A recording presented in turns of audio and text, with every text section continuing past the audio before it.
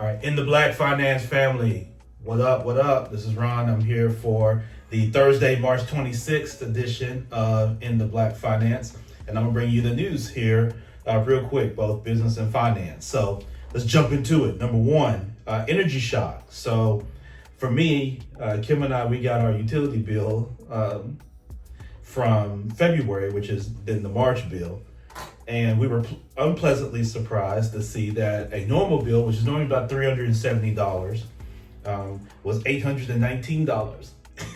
So we had to take care of that. But energy shocks been going all around the country with some of the impacts of oil.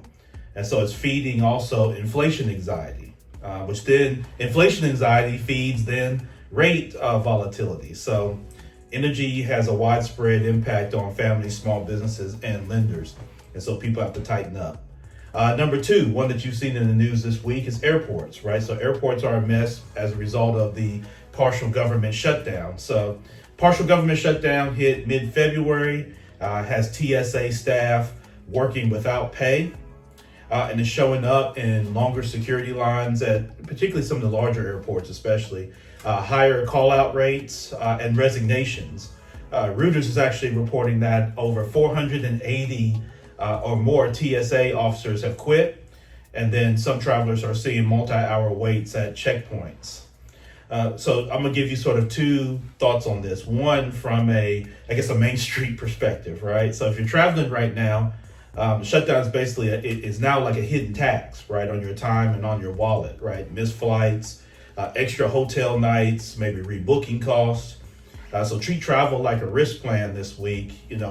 Arrive early at the airport. Look for flexible fares if you can, and keep a small sort of travel disruption buffer to set aside to handle some of those costs. If you're a small business owner, so let's go sort of Main Street from a small business perspective. If you're traveling, I don't have my next conference until June, which is good. But if you're traveling for business, say conferences, client visits, things like that, you got to watch for delays and cancellations. Tourism, hospitality cities see operational stress and unpredictability. And then shift your meetings to virtual when possible, and then build a 24 to 48 hour cushion for when having to travel, certainly by air, definitely for sure. All right, number three, mortgage rates jumped up. So Reuters reported data showing that the 30-year mortgage rate is 6.43 at the end of last week. That was a sharp weekly rise. And of course, mortgage applications fall when that tends to happen, right? So higher rates hit home buyers immediately, and they cool down also contractor demand and home-related spending. So shop lenders aggressively if you're in the market looking for a mortgage.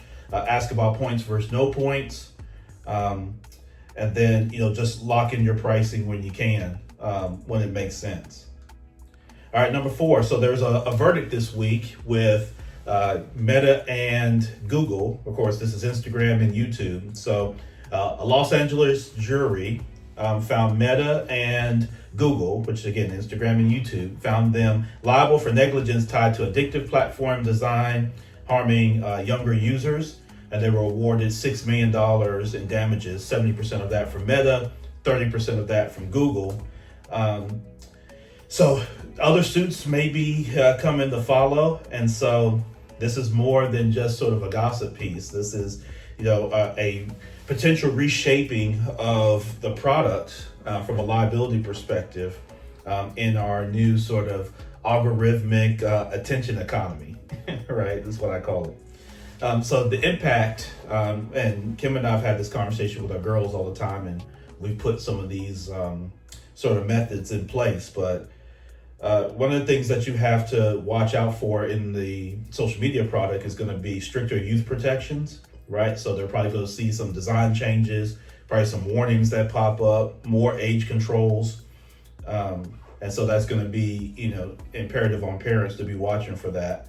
Of course, you need to do phone audits. I do that on my daughters. You need to do random phone audits, and you got to make sure that you put limitations as far as screen time, notifications, things like that.